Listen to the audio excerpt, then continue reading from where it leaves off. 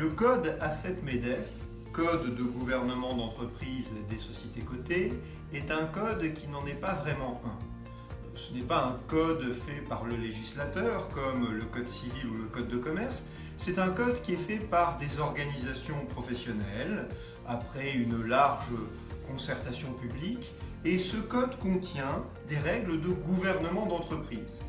Comment l'on compose un conseil d'administration, comment il fonctionne, quelles compétences doivent avoir ses membres, tout cela présenté d'une manière qui n'est pas une manière très directive, il faut laisser à chaque entreprise une marge de manœuvre, et donc ces nombreuses règles qui figurent dans ce code sont applicables avant tout aux sociétés cotées.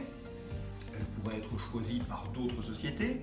Ce sont des règles qui ne sont pas obligatoires. Une société peut décider, et beaucoup de sociétés cotées le font, de se soumettre à ce code. Ce n'est pas de la loi contraignante, c'est de la soft law, mais une soft law que beaucoup de sociétés considèrent comme autant obligatoire, peut-on dire, que le code de commerce. On trouvera dans ce code, par exemple, les devoirs, la déontologie de l'administrateur décrit d'une manière qui est une manière plus accessible et plus directe que ne le fait le code de commerce, par exemple.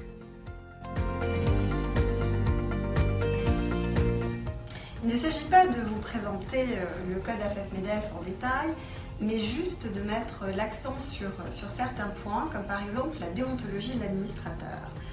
Avant d'accepter un mandat, le code recommande à l'administrateur de connaître ses obligations légales, également de prendre connaissance des statuts de la société, de son règlement intérieur, de la charte de déontologie. Ensuite, au cours de l'exercice de son mandat, le code recommande qu'il devienne un actionnaire de la société en détenant un nombre significatif d'actions. En général, on parle d'un an de jetons de présence. Et puis, le code souligne qu'il est soumis à une véritable obligation de confidentialité qui va bien au-delà de l'obligation légale de discrétion. Autre point sur lequel le code attire l'attention des sociétés, c'est la composition du conseil. On a beaucoup parlé de féminisation des conseils, mais le conseil étant un organe collégial, ce qui est important, c'est la complémentarité de ses membres. Diversité en termes d'expérience, de compétences, également de nationalité, puisque c'est l'addition de toutes ces diverses expériences et profils qui font la richesse d'un conseil. Autre point du code AFEP-MEDEF, c'est l'évaluation du conseil. Parce qu'en effet, il est nécessaire que le conseil s'interroge régulièrement sur son fonctionnement. Alors, une fois par an, ça peut être de manière relativement informelle, au cours d'une simple séance du conseil. Et puis, tous les 3 ans, c'est bien d'avoir une évaluation un petit peu plus formalisée, avec l'aide notamment d'un consultant extérieur, qui va permettre au conseil de s'interroger véritablement sur son fonctionnement, sur sa composition, vérifier que les questions importantes sont convenablement débattues et également que chaque membre apporte sa contribution au fonctionnement du conseil. Le code AFEP-MEDEF connaît donc depuis peu une nouvelle version puisqu'il a été révisé en juin 2018. C'est, comme on le sait, Véronique, une modification supplémentaire puisqu'il a déjà connu un certain nombre de versions après une refonte très profonde en 2013. Il connaît depuis plusieurs actualisations. On ne va pas faire ici une liste exhaustive de ces modifications, mais notamment dans une mouvance proche de celle du projet de loi Pacte, il est indiqué désormais que le Conseil s'attache à promouvoir la création de valeur par l'entreprise à long terme en considérant les enjeux sociaux et environnementaux de ses activités. C'est intéressant parce que finalement, on voit le code jouer un rôle de précurseur par rapport à une loi qui n'est pas encore là.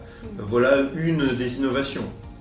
Alors tout à l'heure, tu parlais du rôle du Haut Comité pour le gouvernement d'entreprise, qui a été un petit peu renforcé, d'abord dans sa composition, puisqu'il voit sa composition élargie, et alors il se voit aussi doté d'un nouveau pouvoir qui est celui du name and shame, puisque le Haut Comité veille à l'application du code, et comme tu le disais, l'application de ce code, c'est appliquer ou expliquer. Et donc le Haut Comité, lorsqu'il remarque qu'une société n'applique pas une disposition du code, il peut l'interroger, ou s'il n'est pas satisfait également par la qualité de ses explications. Et si la société ne répond pas dans les 2 mois, cette fois-ci, il pourra rendre public, et ça c'est la vraie nouveauté, rendre public la lettre qu'il a adressée à cette société.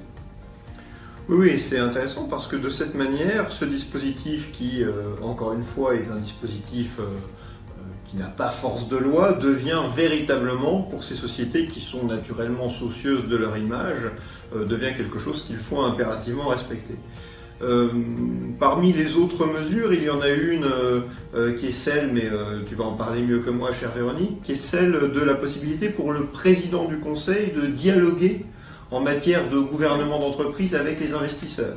Alors ça, c'était une requête, le mot est peut-être un peu fort, mais en fait c'était vraiment une demande des investisseurs anglo-saxons qui eux ont l'habitude de dialoguer avec le président qui est souvent non exécutif dans les pays anglo-saxons, puisque c'est vrai que les Français sont très attachés au terme de PDG et au titre de PDG avec ce cumul des fonctions. Alors on a vu ces dernières années se développer le rôle de l'administrateur référent, et aujourd'hui donc le code donne expressément la possibilité soit au président non exécutif, soit à cet administrateur référent, lorsqu'on a justement ce cumul des fonctions, d'avoir un dialogue direct, notamment sur les sujets de gouvernance, avec les actionnaires.